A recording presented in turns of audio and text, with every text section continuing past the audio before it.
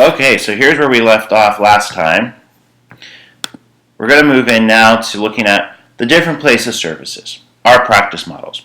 These are industry-defined numeric codes that attach to where you're going to see patients. Each designation has different rules and ways you bill. So if I'm going to provide services in a home setting, that's got a rule. If I'm going to do it in an outpatient setting, those have rules. If I'm going to see patients in an inpatient setting, those have rules. So when you come up and say, I want to open a practice just to see patients, I'm going to say, all right, where? And then you're going to say, well, I'm going to see him in the hospital and in my clinic, and I'd love to go see him in the home setting, and then the retail clinic so I can come down there. Well, all I'm hearing in my mind is place of service 11, place of service 21, place of service 12, and I'm putting you in that silo that says there are rules and regulations and changes with each one of those steps and places you go along. So let's take a look here and look at where are our places. Office is place of service 11. But what's that mean? Doesn't mean anything, but place of service 11, which is a numeric value that ends up on a claim form, defines where those services were rendered, and then what it ends up doing is kicking in different regulations and guidelines of what you are and not allowed to do in that place of service. If I go to a retail clinic, it's now 17. Urgent care is 20. Now, urgent care as an urgent care facility is place of service 20. If I'm doing urgent care in a physician's office as extended office hours, that isn't urgent care. That's just a doctor extending his hours to take care of more patients, calling it a walk-in clinic or calling it a, extended hours on my place of service 11. It does not change you to a place of service 20. If it did and the doctor said, no, I really want this to be an urgent care center, then you're no longer a doctor's office. And you've got to understand that. Now, you can be a doctor's office with extended hours that treats urgent care. That's still place of service 11. But if you're truly going to be an urgent care facility with the special accreditations and rules and service scopes and everything that goes on urgent care, that's a 20. Hospital, nursing home, patient's home, all our FQHCs, rural health centers. If I have a mobile van, I have a clinic that has a program that has we're place of service 11. We also have a mobile van, and all the services on the mobile van are place of 15. And yes, there are different rules, regulations, and guidelines for what we do in the clinic and what we do on the mobile van. And then we have our school-based health centers, which then get billed out as a place of service 3. They're not place of service 11. So it's important to know and put yourself in a silo, which I apologize, but here's how you build the structure to your practice. Outpatient clinics. Let's look at that. That's just a boring old place of service 11. You see problem-focused visits, preventive care visits, things in that regard. Now, remember all those Medicare rules that tie to nurse practitioners, and we have what's called Incident to billing, and there's the 4 different elements that have to be met to allow you to bill Incident to billing, which then allows you as a nurse practitioner under Medicare to get paid equal services to that of the physician if those 4 rules are met. Well, that's only for outpatient. If you went to me and said, oh, I'm trying to do Incident to billing for Medicare for my services with a physician and I'm an inpatient hospital setting, I'd be like, no, you're not. You have no clue what you're doing. So Incident to is an outpatient rule. That would go in place of service 11. Also, keep in mind it is a Medicare rule, and do not take Medicare rules and apply them to Blue Cross Blue Shield, Cigna, Aetna, and those carriers because they have their own rules. So when someone says, oh, well, I'm an Aetna member and I'm going to do Incident to billing, it doesn't even exist. It's a Medicare rule. You're confusing the environments. So let's look at this for a second. First little grid there on the left, I think my mouse can drive over there. Problem-focused new patient visit. When I have a new patient come in on a level 3 visit, there's 5 different levels of seeing a new patient, and I'm just going to pick the middle of the road, number 3. I get $118. Well, quick math says if I saw 1,000 patients at $118, that would be my revenue. So you can kind of see how we're going to start building off of this in future models, or future modules, yes. Established patients, I'm going to get $78.91 for middle of the road. Preventive services, a little bit more because you got a lot you got to do. For a 40 to 64-year-old new patient, I'm going to get $165, and then for established, I'm going to get $137.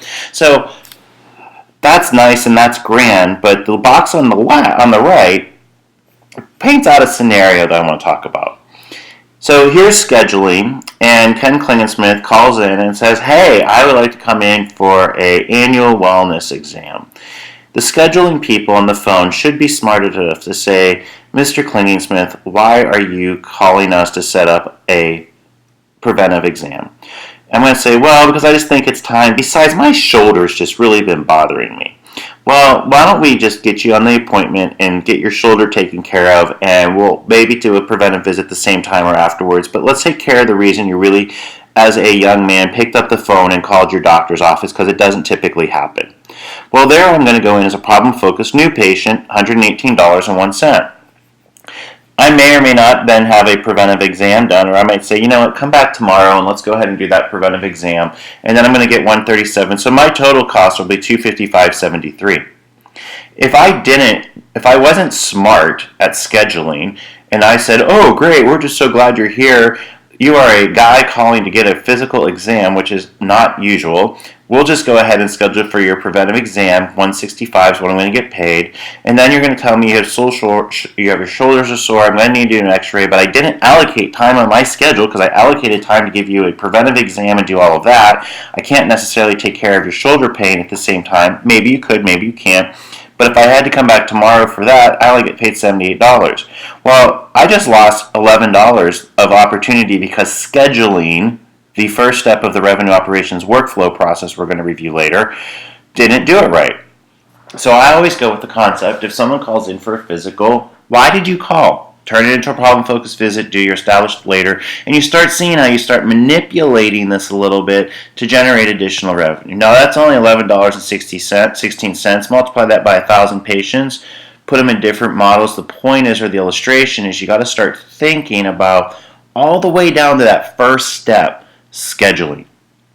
That starts to impact revenue and the opportunity for collections in your practice, as an example. I digress, but I want to point that out. Inpatient.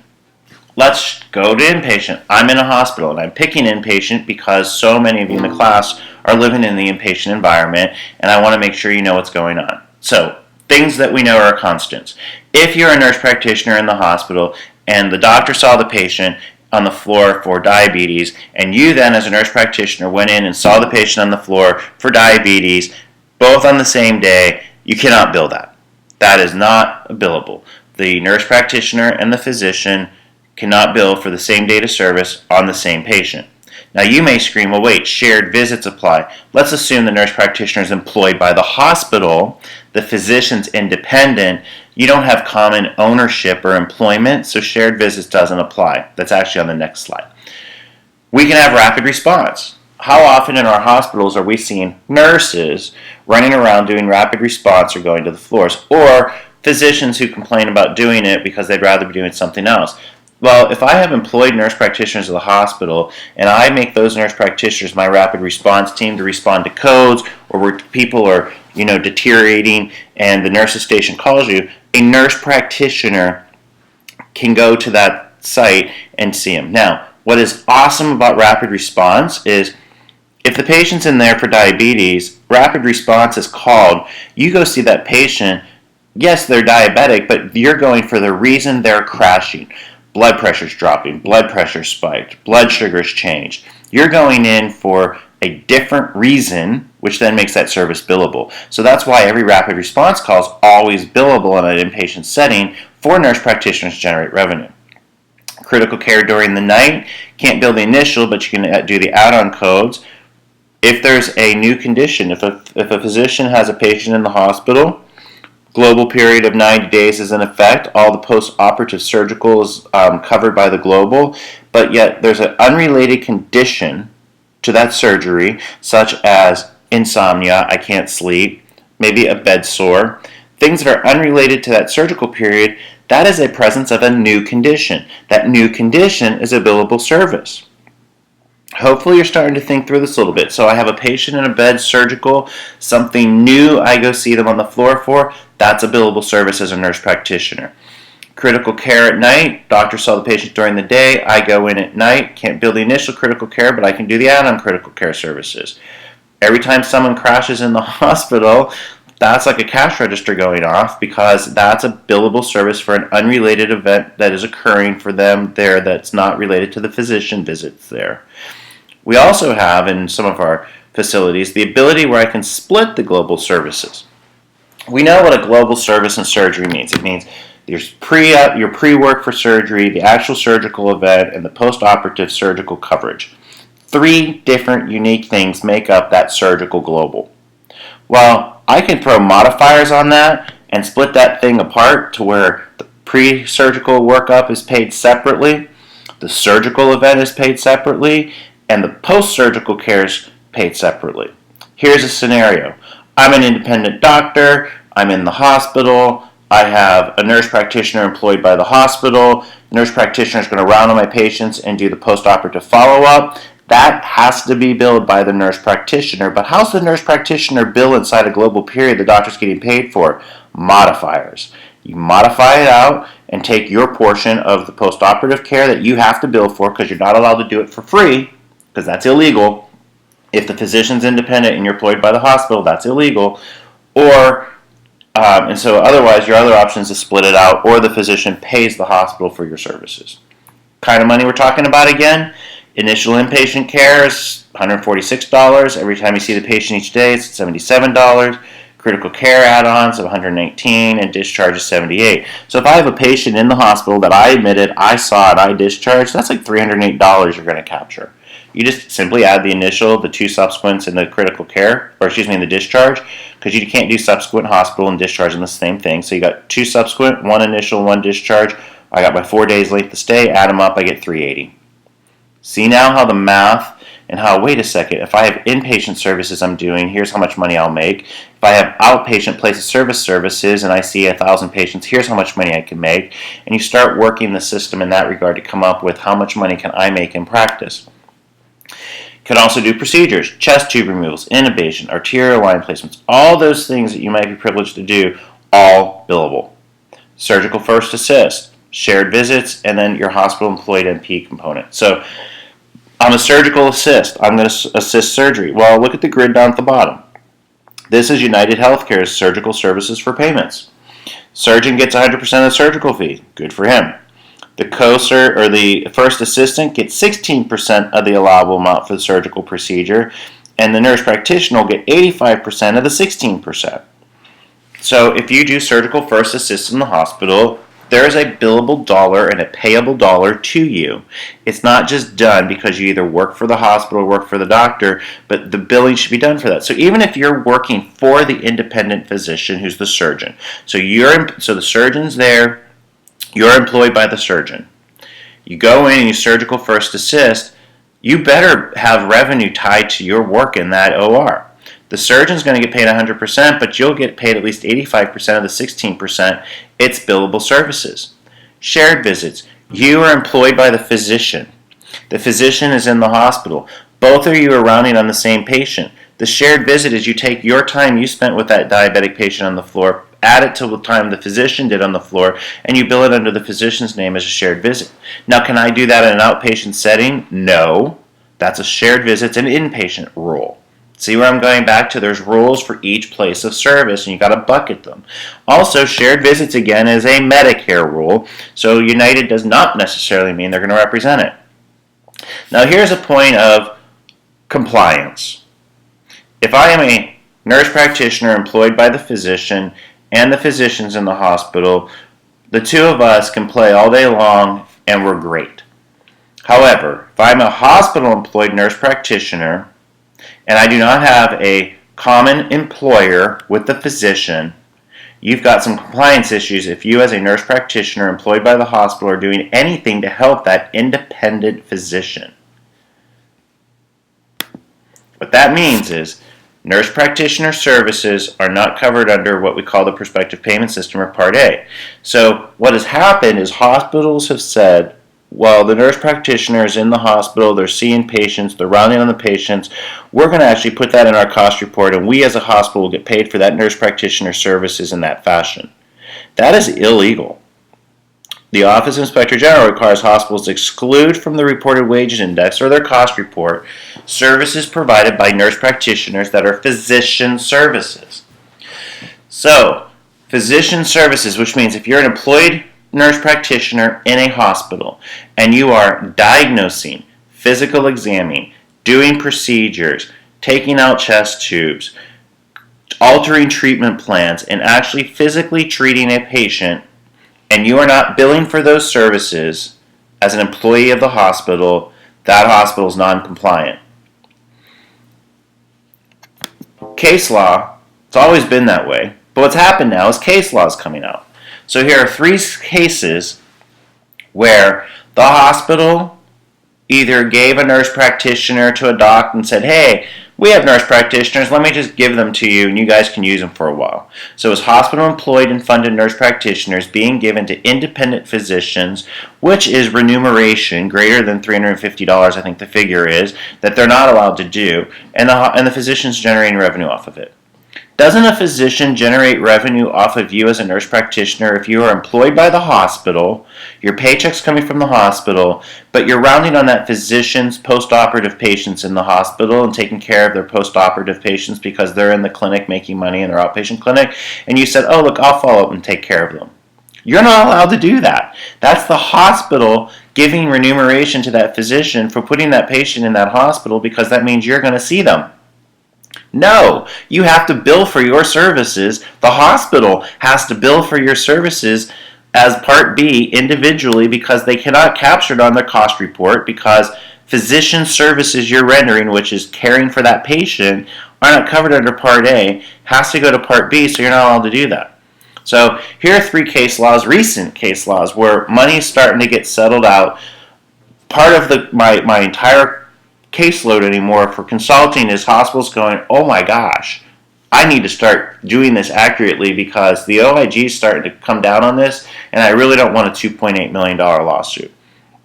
We can discuss more of that, but I just want to touch base on some of the particulars that you have to pay attention to when it comes to billing for unique practices such as advanced practice nursing. Physicians don't necessarily have this challenge because they're just physician billing, but as nurse practitioners, you've got a little bit more of a degree. And the OIG has said it is the NP's responsibility, so you can't even plead ignorance that, oh, I didn't know, because it has been put in case law that it is the NP's responsibility as a professional in that trade to know these rules.